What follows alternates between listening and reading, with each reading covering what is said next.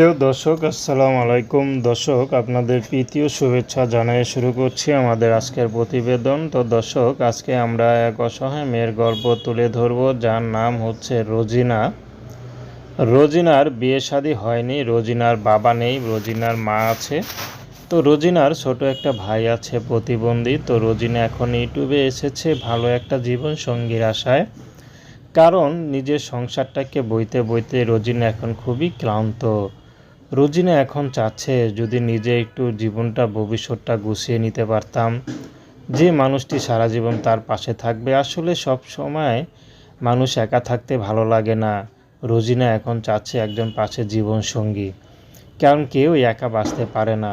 সংসার জীবন তো আছেই, তার মধ্যে যদি একটা স্বামী থাকতো, ভালো একটা মানুষ পাশে থাকতো, তাহলে এই কষ্টটা হয়তো কমে যেত। তো রোজিনা চাচ্ছে ভালো একটা জীবনসঙ্গী, শুধু তার মনটা ভালো হলেই হবে।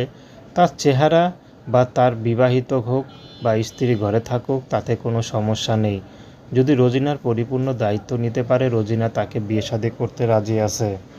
রোজিনার ব্যক্তিগত কোনো পছন্দ নেই। বর্তমানে রোজিনা একটি অফিসে রিসেপশনের কাজ করে, টেলিফোন অপারেটর হিসাবে। সেখান থেকে 4-5 হাজার টাকা যা পায় তা দিয়ে কোনো মতে চলে। তো দর্শক, প্রেম ভালোবাসা সাহায্য সহযোগিতা বিয়ে শাদী করা আপনাদের একান্ত ব্যক্তিগত ব্যাপার।